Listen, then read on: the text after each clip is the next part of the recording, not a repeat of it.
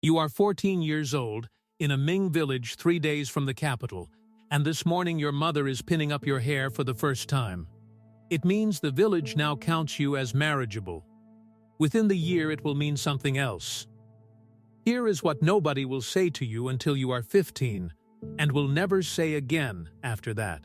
When an emperor of this dynasty dies, a number of the women of his household are washed, dressed, fed a good meal, thanked, and killed, so that they can be put in the ground with him. A tomb is built as a residence. A residence requires staff. You are staff. 4 emperors are going to die while you are inside that building. 4 times, a man with a good voice is going to stand at the front of a hall and read names off a paper. And 4 times, you will not know whether yours is one of them until he gets to it. That is your life. The rest is detail. Today, though, your mother is putting your hair up. Her hands are not steady. She starts again. The pin is wood. Your father cut it, sanded it, and notched it near the head so it would not slide out.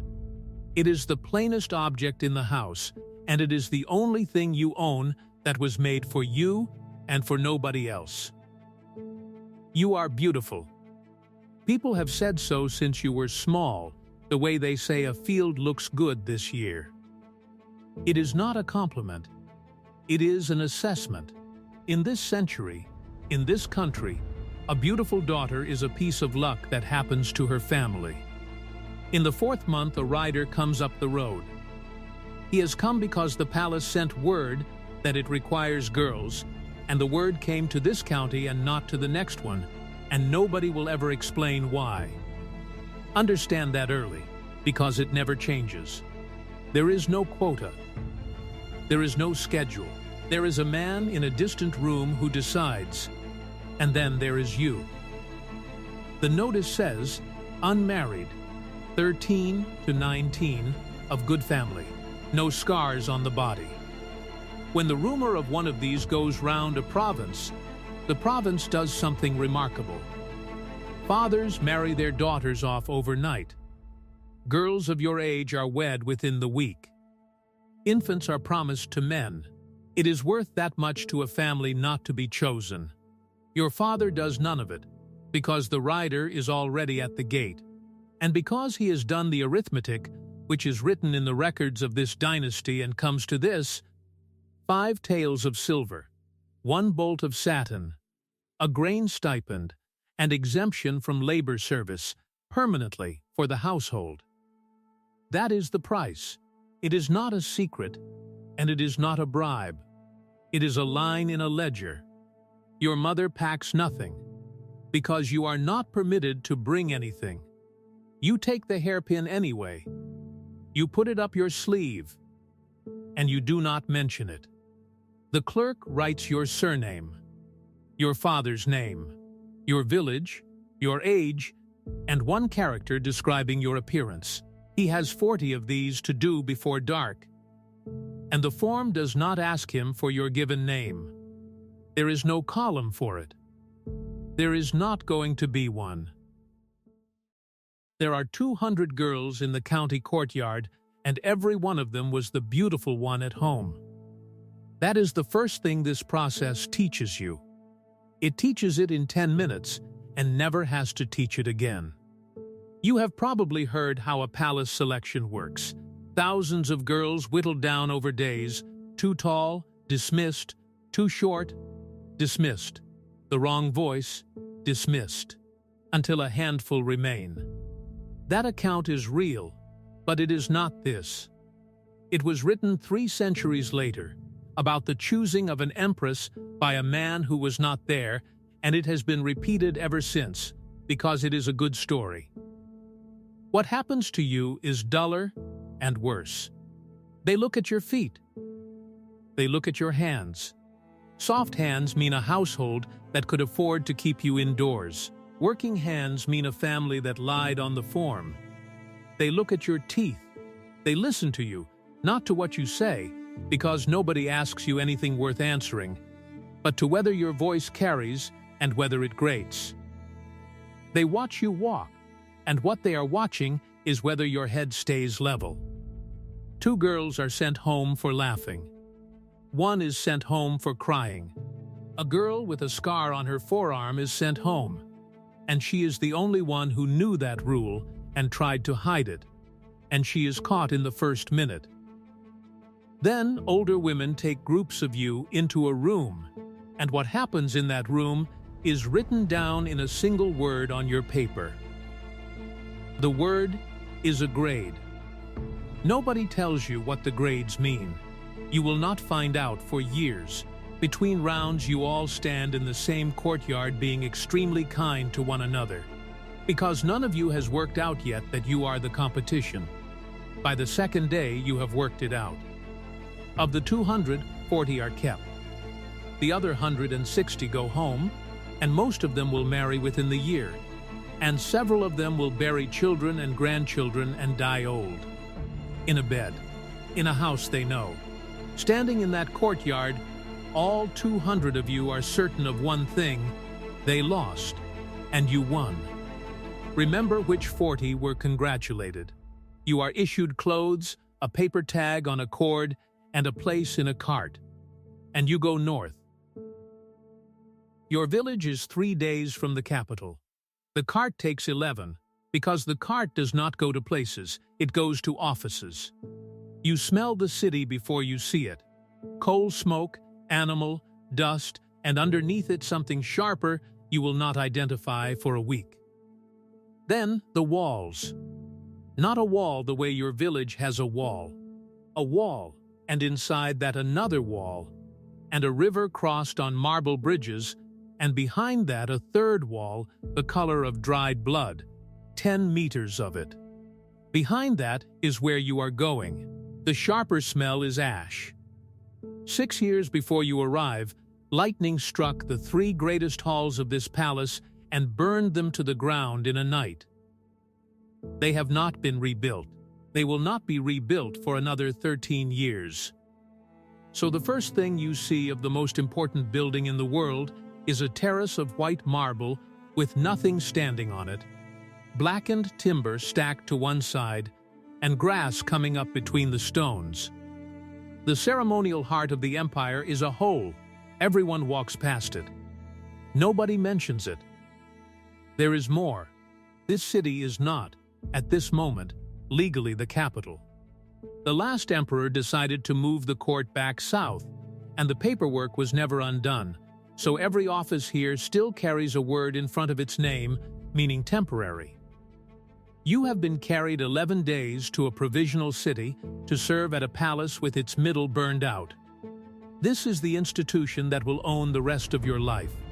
You are taken to a side hall and washed. Your clothes are taken away. You are given palace clothes, and all 40 of you are now dressed identically. Then you are counted and written into a register. Surname, county, grade, number. The number is how you will be found if anyone ever needs to find you. A woman recites the rules while you kneel. There are a great many. She gets through them fast, and you will be beaten for breaking ones she has not mentioned. You are not to run. You are not to raise your voice. You are not to be seen by any man who is not a eunuch or the emperor. No physician may come inside these walls. If you are ill, somebody describes your symptoms at a gate and medicine is carried in. That is the founder's own house law, and it will not be changed while you are alive. Nobody says you cannot leave. What they say instead, once, is the name of the laundry office. It is the only department of this household that sits outside the walls. Women who are old or ill or who have given trouble are sent there. They are not permitted to leave it alive. The reason written down is to guard against the divulging of secrets. That is the rule about leaving. It is never phrased as one. You are 14, then 15, then 16. The years are training, and the training never ends. It only stops being called training. You learn to cross a stone floor without your shoes announcing it. You learn to kneel at 3 different depths and to know instantly which of the 3 the person in front of you is owed. You learn to carry a cup in both hands, to pour so the pouring cannot be heard, and to leave a room without turning, so that no important person is ever shown your back. You learn a different word for yourself for every rank of person you may be standing in front of. You learn to speak only in answer, in the smallest number of words that will do, and never first. You learn that being memorable is dangerous and being forgettable is safe, and that your whole education is aimed at making you flawless in a way nobody will ever notice. Beauty got you in. Interchangeability is the job. The corrections are small and constant. A hand held wrong, a step too long, chin too high, a breath audible in a quiet room. None of it is violent enough to be a story. All of it is written in a book. There is always a book. In your 2nd year, a senior woman takes the wooden pin out of your hair, sets it on a tray, gives you a gilt one from the household stores, and tells you it is a gift. You say the correct words. There are correct words for receiving a gift. Later, you take the wooden pin back off the tray, and nobody stops you, because a thing that's cheap is not worth the paperwork of stopping you. You keep it in a box under your bedding. By 16, you can go a full day without a correction. By 17, you catch yourself straightening a younger girl's collar in a corridor. The exact touch. The exact half-second. The way it was done to you. You do it without thinking about it. That is when you understand that they have not been training you.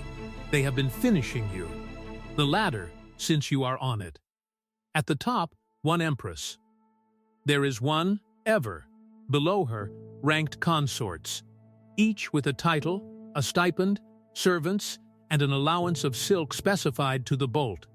Below them, several thousand of you, who are fed, and clothed, and housed, and counted, and who exist because the household requires a supply. There is one man. Everything in this building rests on those 2 figures. Everyone here runs that sum privately, all day, for their whole lives, and nobody has ever said it out loud in a room. The language does not help you. The language is beautiful. Every rung arrives dressed as favor, raised, received, granted, permitted to attend. A woman moved to a colder wing has been graciously granted quieter quarters. A woman struck off the register has been permitted to withdraw. You learn to read this household the way a farmer reads weather. By what is delivered where? By whose servants are suddenly better dressed? By which gate the medicine went through? And how fast the man carrying it was walking? The women teaching you came through a county courtyard the way you did. At the same age, in the same sort of cart. They are still here. Their answer came a long time ago. They are not deceiving you either. This really is the only route upward that exists for a woman inside these walls. And in your 15th year, one of them tells you the other thing. She tells it once, in the ordinary voice she uses for everything, in the middle of a task, without stopping the task. Then she never mentions it again. Neither does anybody else. For 22 years. You are 19 when your name begins appearing on the lists read out at the door of the emperor's private apartments. The woman who brings you the news is pleased for you. And she means it. Measured against everything else on offer to a woman in this building, it is the best news there is. You are 19. The preparation takes most of a day, and none of it is done by you. You are bathed. You are dressed, and then dressed differently, and then dressed again. You are inspected by 2 women, and then by a eunuch with a ledger, who checks you against the register. Your hair is taken down and put up again. Somebody takes the wooden pin out of your hand. You have been holding it, which is stupid, and you have known it was stupid for an hour, and sets it on a tray by the door. You are walked along a covered way. It is very long.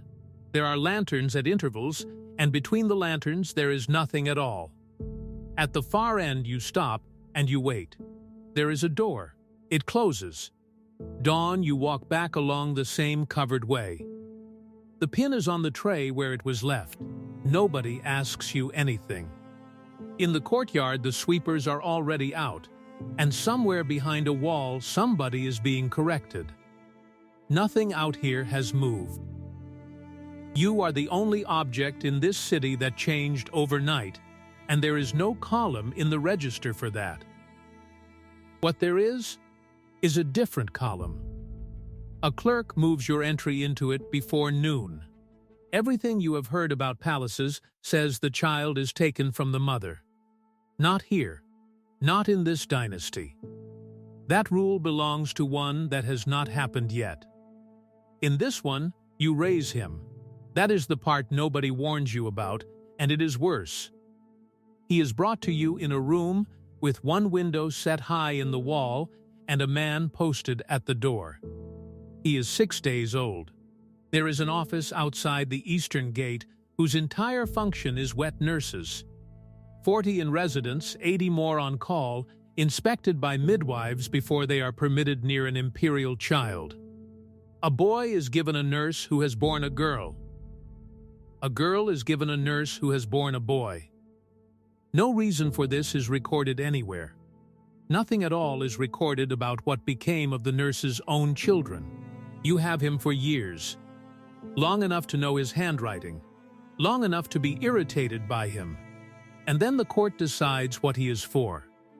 It is done in the language of honor, at a ceremony, with gifts, and there is nothing whatever to object to. He is moved to a wing you may visit at stated hours. 2 reigns from now, there will be a woman in this palace who keeps her son for 19 years before they do this to her, and who dies behind a gate he has to break the lock off to reach, and who is blind by then and puts her hands up to find his face. Nobody is going to break a lock for you. That is not a complaint. That is the ordinary case. When he is born, 19 women come to congratulate you, and you can watch at least 4 of them revising their own position while they do it. You are moved to better rooms. Your allowance of silk goes up. 2 servants are assigned to you. One of them reports on you, and you are aware of it. And she is aware that you are aware, and you are both extremely polite about it. You begin, that week, keeping track of the other mothers. You are 22 when the emperor dies. The bells go, and they do not stop, and every woman in the inner court knows what the number of them means before anybody tells her anything. And then the thing you were told once, at 15, and have not heard mentioned since, walks into the building in court dress, carrying paperwork. It is not a rumor. It is a department. It has a budget, a schedule, a hall set aside, and staff who did this the last time and will do it the next time. The founder of this dynasty revived the practice. About 40 women went into the ground with him. 16 went with his son. Nobody has done anything wrong. That is the part that takes people longest. The women are not described as executed. They are described as attending. Attending is the language. It has always been the language. The list is not read for 2 days. 2 days is not mercy. 2 days is how long the paperwork takes. Then you are brought to a hall and seated by rank, because there is no situation this household cannot seat by rank, and a clerk comes in with a paper. He is perhaps 25. Good voice. Level. The voice of a man reading a delivery schedule. He reads surnames, counties, numbers, 10 of them. He does not stumble once. Why would he? He is doing his job well, and he has never met any of you. He finishes. He rolls the paper. He goes. And you are still sitting there. Here is what nobody tells you about not being on a list. The relief arrives before you can do anything about it. It arrives fast, It is enormous, and it is the largest feeling you have had since you were 14 years old. And it happens in a room, in front of the 10 women whose names were read. They saw it, on every face that was not named. You will be 51 before you stop thinking about that, and you will not stop entirely. Then, the waiting, and it goes strangely. The first year you count everything, every visit, every gift, every medicine carried through which gate, every promotion and the exact wording of it. The fourth year you count only what matters. By the 10th, you keep none of it in your head, and simply watch who goes up the west stair and at what hour. Women go up. One who arrived 4 carts behind yours holds a rank by 26 and can no longer place your face. Women stop appearing. A posting to an outer palace. An illness that goes on. A name that is not entered the following quarter, with no note beside the gap, because a note would imply the gap required one.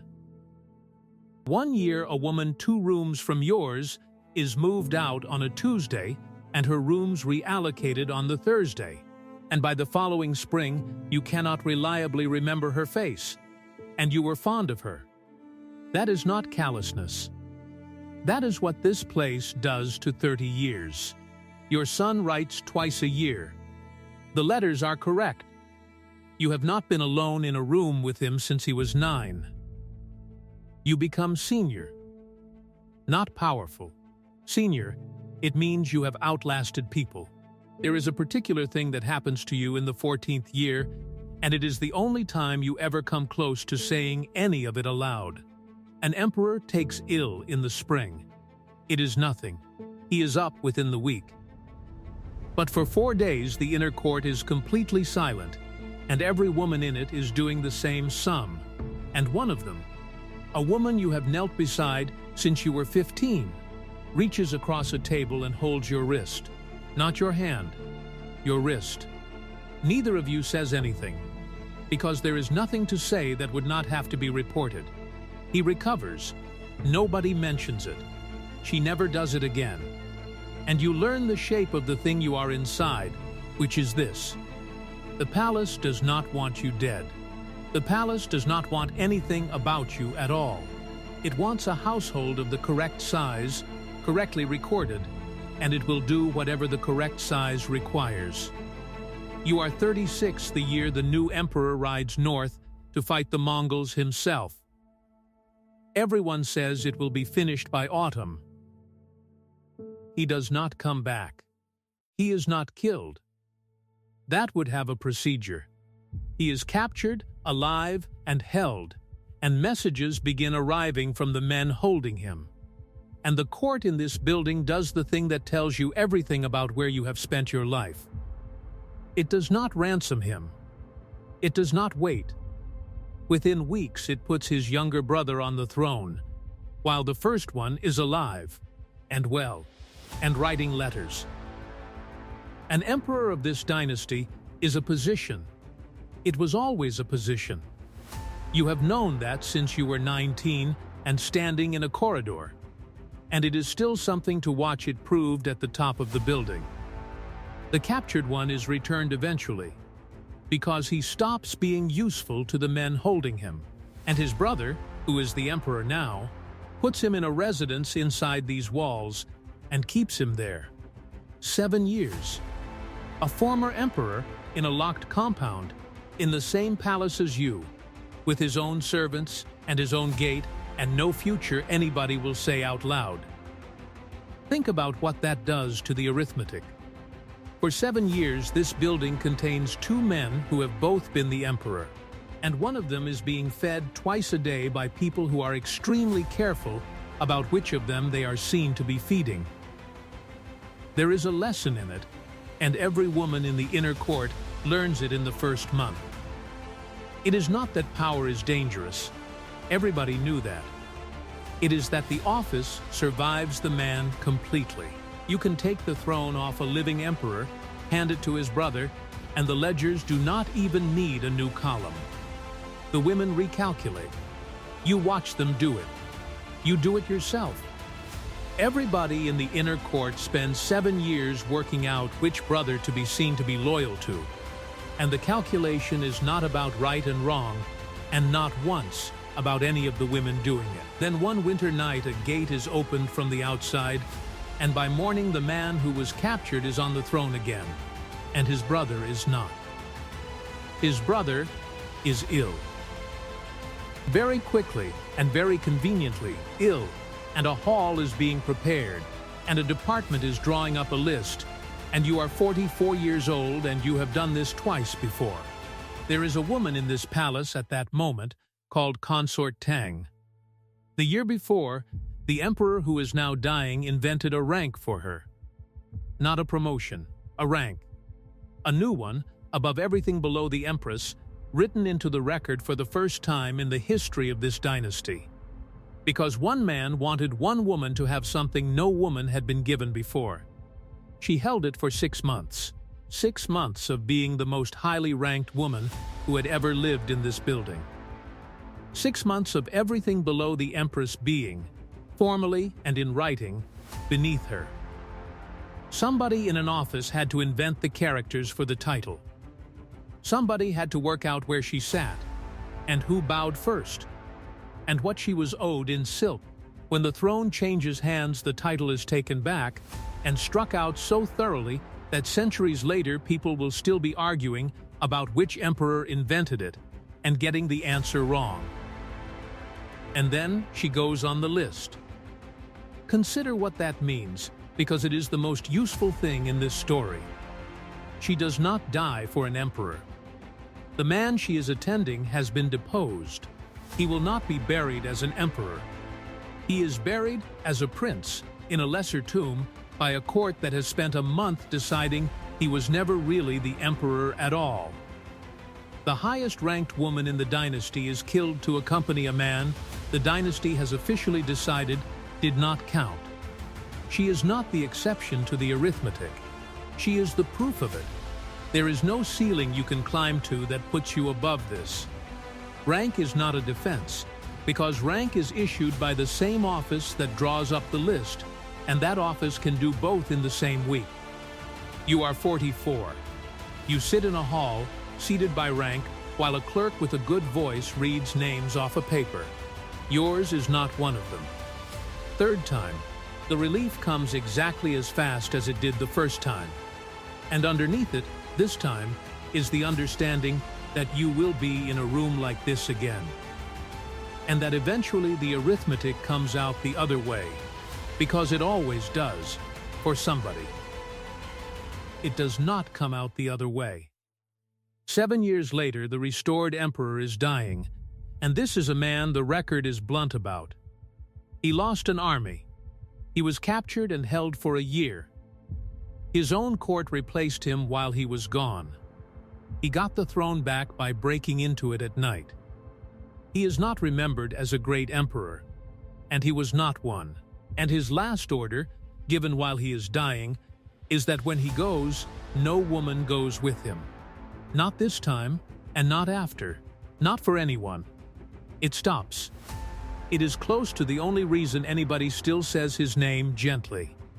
And it is worth being exact about what he is stopping, because he is the one who started the last one. 7 years earlier, it was his court, his hall, his clerk, and his paper.